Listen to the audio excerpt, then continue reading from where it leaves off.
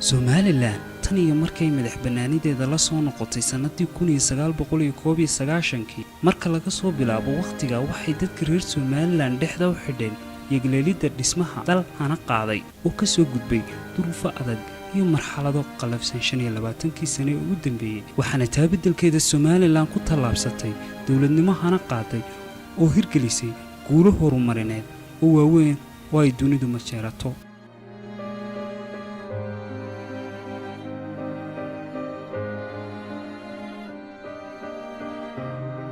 haddana sidaas oo ay tahay dadaalka iyo waxa ay qabsadeen dadka reer Somaliland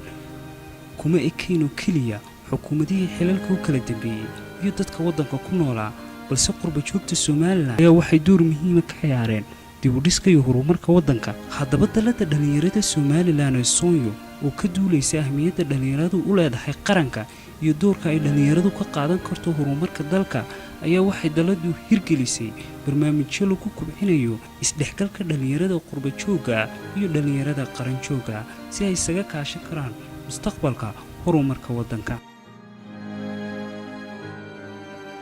Maxamed Rashiid waa wiil dhalinyaro reer Somaliland oo qurba joogga waxa uu sharaxaad ka bixinayaa waayaha qurbaha iyo waxyaalihii uu ku arkay waddanka markii uu yimi sanadkan ayaan samarka yimid Hargeysa ingiriiska markaan joogay heer jaamacadeed baan ka gaaray waxbarashada waxaan barsay looga markaan jaamacadii dhameeyayna waxaan u shaqeynay iminka muddo sanada bangi la yiraahdo HSBC baan as a review support officer wax la yiraahdo ugu shaqeynayay xaqan markaan imid waxaan horta ku arkay dalkeena Somaliland in waa dal soo kobcaya laakiin qofka kuma xidhna amba ingiriis baad joogtaa amba Hargeysa joogtaa amba China joogtaa qofku waxa weyn kartida Ilaahay intii uu dhaliyay buu yahay halka horta fursaduhu way yaryihiin oo dal kobcay fursadu way yartay marka rag baa iska xidhxidha oo xidhxidhanta laakiin halkani fursadu way badantay waa dal soo kobcayeenuna iminka dadka magaalada Hargeysa markaad saaw martida qofka waxle ma ha qof qurba joog oo qof dalka ka qabsaday waragii marka dagaalka 9kii la soo galay dagaalka laga soo noqday wax qabsaday opportunity-ga ka faa'iideystay kartibayna ku gaadheen marka dadkan dadaalay wax qabsaday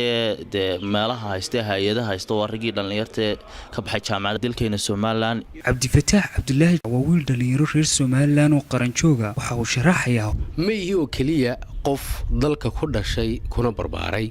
waxaan kale oo aan ahay qof aaminsan inaad dalkaad ku dhalatay inaanay ahayn qoys oo ka xiri karta inaad gaari karto guulo waaweyn oo horumar leh waxaan ka qalin jabiyay jaamacadda Amuud hadda waxaan ku suganahay Hargeysa oo aan ka shaqeysto waxaan ahay qof aaminsan in qofku meesha uu ku dhashay iyo halka uu dunida ka joogay ama qurbaha ha joogo ama dalka ha jooge waxa nolosha qiimo sameynaya waxa yahay waxa adiga kugu jira iyo halka adigu doonaysa inaad gaadho iyo qorshaha nololeed ee ku yaala iyo yoolkaas sida tu gaari lahayd ba adiga qiimo ku yeelayay qiimaha qofka waxa kor u qaadaya ama inaad noqoto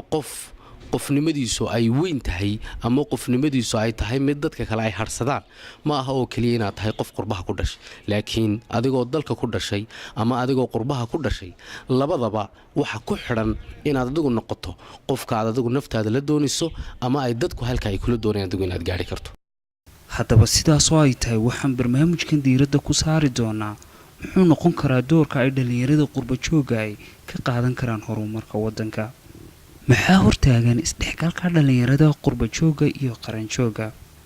sideese loo abuuri karaa jawi ay iska kaashan karaan horumarka waddanka